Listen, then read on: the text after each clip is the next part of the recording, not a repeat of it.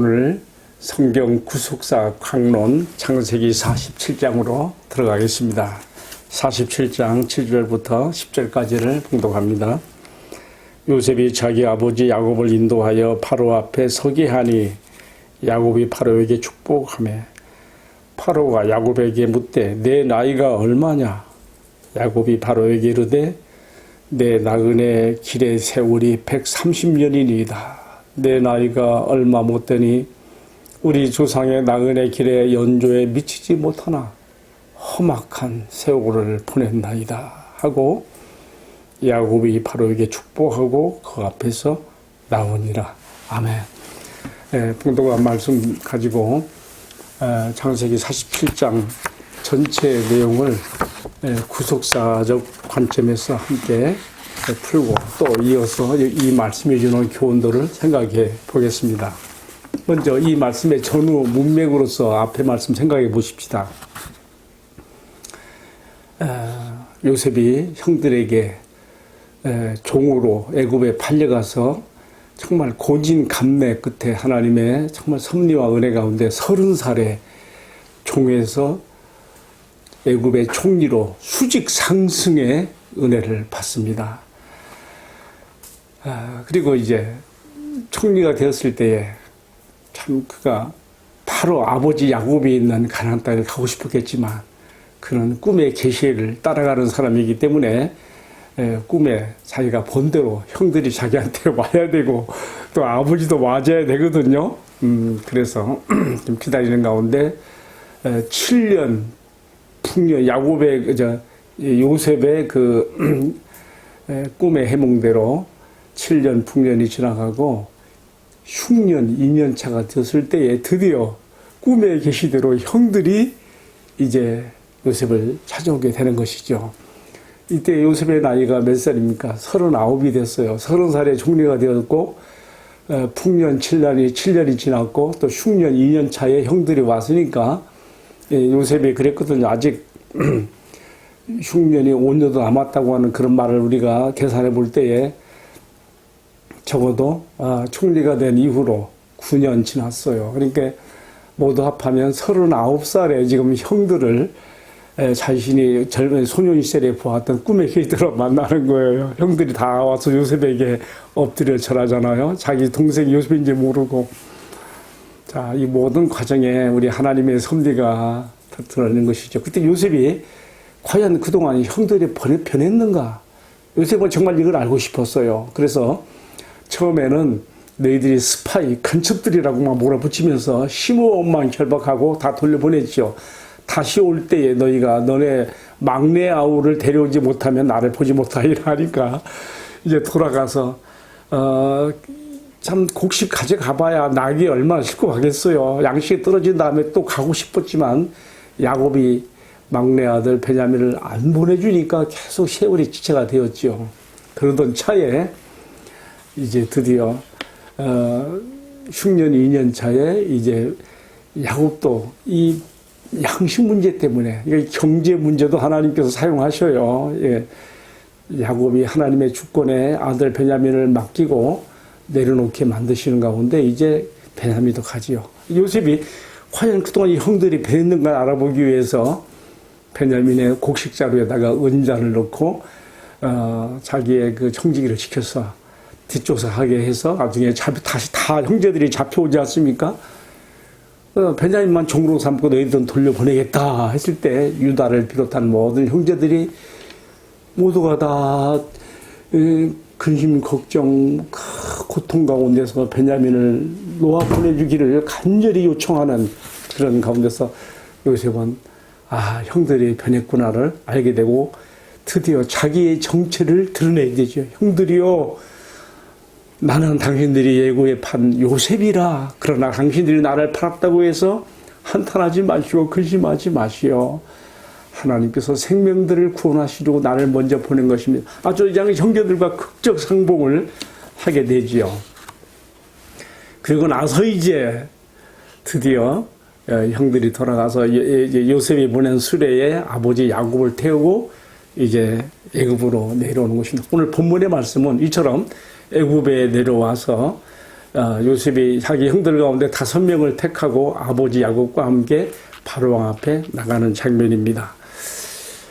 형들에게는 먼저 요셉이 귀띔을 했어요. 너희 직업이 무엇이냐 묻거든 우리들은 목축하는 사람이라 하여서 비록 가나안 땅에서 이 애굽에 왔지만 언제든지라도 가나안에 다시 돌아갈 수 있는 가장 근접한 고센 땅에 머물게 그렇게 미리 한 거지요. 그래서 이제 그렇게 이제 허락을 이제 받게 되고요. 이어서 오늘 본문의 말씀대로 이제 야곱이 요셉의 손에 이끌려서 바로왕 앞에 나가게 됩니다. 바로가 제일 먼저 이제 야곱을 만나자마자 무슨 질문을 하는가 하면은 그대의 나이가 몇 세나 되었느냐 이렇게 물었어요. 우리가 보통 고생을 너무 많이 하면 얼굴이 나이보다 많이 들어 보이잖아요. 바로가 보기에 야곱의 나이가 굉장히 많이 들어 보이는 거예요. 그만큼 야곱이 힘든 인생의 날들을 보냈다는 뜻이겠죠. 그 의미가 이제 그 다음 이어지는 말 속에 나와요. 야곱이 이렇게 대답합니다. 나의 연조가 내 조상에게 미치지 못하지만 내가 130살이니 정말 험악한 인생을 보냈나이다. 내 나그네 인생의 길이 130세니 내가 험악한 세월을 보냈습니다. 이렇게 말했어요. 자, 저는 여기서 오늘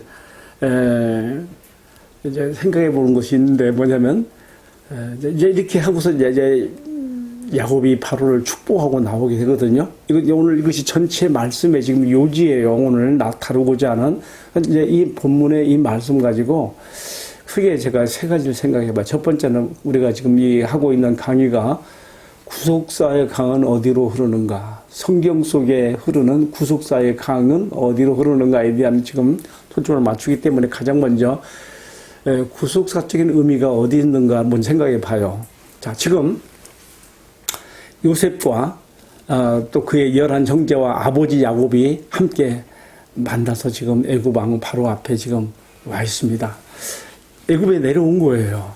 자, 우리가 생각할 때는 이 모든 것들이 그저 자연스럽게 또 우연히 겹쳐서 이렇게 된 것 같으지만은 사실은 구속사의 흐름으로 보면은 하나님께서 구속사의 경륜을 가지고 지금 이 시간 그 자리까지 지금 이끌어 오신 거란 말이죠. 왜 그렇게 됩니까?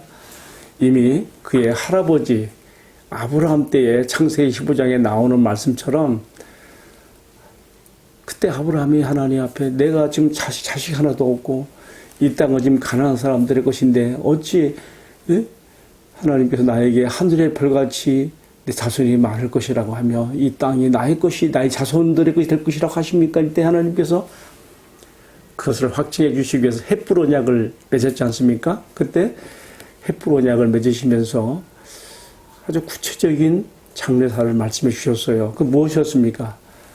내가 너에게 한 이 약속, 내 자손이 하늘의 별같이 많아지며 또 이 땅이 너와 내 자손들의 것이 되기 위해서 먼저 선결될 과정에 있다. 그것은 너의 자손들이 이방 땅에 내려가서 400년을 보내고 그 이후에 돌아오게 된다. 근데 지금 너의 자손들이라고 했을 때 뭐 멀리 갈 것도 없이 아들 이삭과 야곱 3대에 이르러서 야곱의 때에 야곱이 지금 가나안 땅으로 가게 되는 것이죠. 이렇게 되어지기 위해서 이미 하나님께서 22년 전에 먼저 요셉을 애굽 땅으로 가게 만드셨고요. 비록 팔려서 갔지만은 그 모든 과정들이요 정말 험난한 인생의 길이었지만은요. 자, 우리가 생각해 보는 것은 이거예요. 오늘 지금 내가 이 자리에 서 있는 내 인생, 내 삶의 의미가 어디에 있는가? 우리는 그저 나에게 주어진 시간대로, 환경대로 살아온 것 같지만은 이 모든 여정이 우리 하나님의 구속사적인 이끄심의 경륜 가운데서 여기까지 왔다는 것을 우리가 인정해야 되는 것이죠.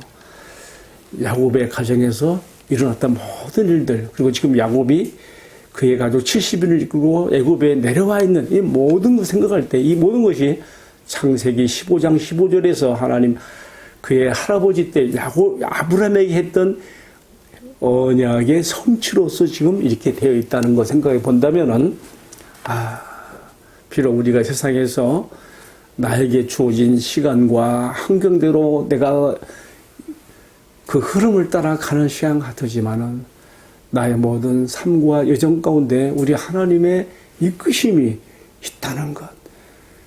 바로 이것이 우리 성도의 삶의 의미가 아니겠습니까? 이것이 야곱의 삶의 의미였고 지금 우리들의 동일한 의미가 되는 것입니다. 자, 구속사적인 관점에서 먼저 생각을 해봤습니다. 두 번째로 이제 우리가 오늘 말씀해 주는 교훈을 생각해 보는 거예요. 아까 소두에서 말씀드렸지만 바로 왕이 요셉의 손에, 총리 대신 요셉의 손에 이끌려서 자기 앞에 선 야곱에게 제일 먼저 묻는 말이 내 나이가 얼마나 되느냐. 바로가 야곱에게 물었던 이 질문은 오늘 또 우리에게도 동일한 질문입니다. 너 나이가 얼마나 되냐? 너 몇 년 살았냐? 내 인생의 길이가 얼마나 되느냐? 여러분, 이 나이 앞에서, 이 나이 질문 앞에 한번 자신들을 돌아보는 기회가 돼야 돼요. 우리가 살아온 날들이 무의미하게 여기까지 온 것 같지만은 그렇지 않아요. 하나님 손에 붙잡혀서 살아온 인생들 고생 많이 하셨지요. 슬픔도 많았지요. 고통의 날도 많았지요. 야곱의 경우는 정말 이루 말할 수 없이 그런 고통의 세월들이 많았습니다. 가장 큰 고통이라 하면은 22년 전에 그토록 사랑하는 아들 요셉이 형들에 의해서 깜짝같이 그렇게 종으로 팔려진 것도 모르고 악한 짐승에게 물어뜯겨 죽은 것으로만 알고 슬픔과 비통 가운데 22년 보냈으니 여러분 생각해 보세요.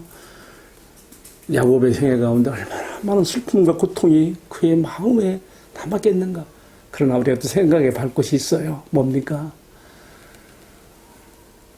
야곱은 이 슬픔과 고통의 세월 가운데서 자기가 고백하는 것처럼 내 나그네 인생길, 내 나그네 인생길이에요. 때가 되면 다 내려놓고 하나님 앞에 가야 돼. 지금은 한 과정일 뿐이에요. 이 가운데서 온전히 하나님께로부터 오는 위로를 구하며 또 오직 하나님만 의지하면서 하나님께 소망을 두면서 성화 가운데서 깊어갔다는 것을 우리가 생각해 봐야 돼요. 성도의 삶에 언제나 꽃길만 있으면 좋겠죠. 그렇죠? 그러나 그렇지 않습니다. 그렇지 않습니다. 고통이 없는 인생은 깊을 수가 없는 것이죠. 정말 하나님께서 성도의 삶의 때로 슬픔과 고통을 허락하시는 것은 그가 그만큼 하나님과 깊어지기를 바라시는 하나님의 숨은 속내가 있다는 것을 우리가 기억할 필요가 있고 야곱은 이 가운데서 깊어진 것입니다. 자, 그것을 어떻게 알 수 있습니까? 이어지는 말씀에서 야곱이 당시 세계의 제왕인 애굽의 바로왕에게 축복하는 모습에서 볼 수가 있습니다. 무릇 축복이라는 것은 높은 자가 낮은 자에게 하는 거예요. 감히 세계의 제왕 바로 앞에 지금 나그네로서 애굽에 내려와 살려고 온 이 한 촌부 야곱이 축복을 했다는 것은요, 그냥 하는 얘기가 아니에요. 하나님 앞에서 그만큼 야곱은 세계의 제왕 바로를 축복할 만한 영적 깊은 맞으면 고지에 올라 있는 거예요. 그만큼 그는 속 깊은 사람이 된 거예요. 이것을 또 어떻게 알 수 있는가 하면 이어지는 창세기 49장에서 그가 임종하기 전에 12아들의 장례사를 축복하는 내용들이 다 그대로 솔직되지 않습니까? 야곱이 영적으로 얼마나 기뻐졌는가. 그리고 그것은 그의 고백대로 나그네 인생길에서 험악한 세월을 보내는 가운데서 그가 하나님 앞에 깊이 성화되어졌고 영적으로 깊어졌고 하나님 중심에 섰으며 그가 나그네 인생길에서 하나님께 소망을 두고 살아간 결과로서 그는 바로 왕까지도 축복하는 그런 위치에서 그는 축복하고 다시 나오게 되는 것입니다. 오늘 말씀 마무리하면서 여러분 오늘 이 짧은 구절의 말씀이지만 제가 이 속에 지금 크게 구속사적 흐름뿐만 아니라 우리가 받는 교훈도 몇 가지를 함께 첨가시켰습니다. 내 나이가 얼마나 되느냐 한번 생각해 봐야 돼요. 두 번째는 내 나그네 인생의 길, 우리가 살아가는 인생의 삶이 세상의 전부가 아니라는 거예요. 안 믿는 사람들은, 하나님 없는 사람들은 내일 죽을 터니 오늘 먹고 마시자 삶으로 살아가지만은 우리는 그렇지 않아요. 나그네 인생길입니다.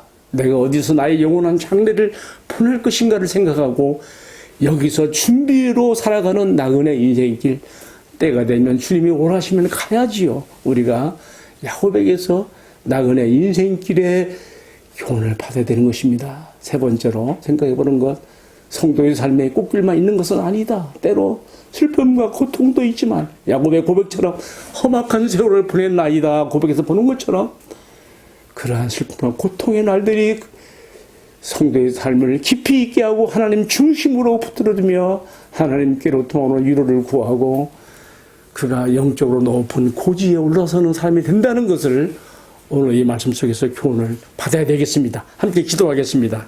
사랑하시는 주님, 우리 믿음의 조상 야곱의 고백처럼 우리도 나그네 인생길을 살아갑니다. 어찌 보면 기쁨보다 슬픔과 고통이 많은 세월이기도 합니다. 그러나 이 가운데서 우리를 더욱 변화시키시며 우리를 성화시키시며 영적으로 깊은 성도가 되게 하시고 마침내 주님을 만나게 하시는 축복인 것을 감사합니다. 야곱의 고백처럼 험악한 나그네 인생길에서 오직 주님만 나의 위로와 소망으로 삼고 영적으로 더 깊어지는 저희들의 삶이 되도록 축복해 주옵소서. 주 예수님 이름 받들어 기도 올리옵나이다. 아멘.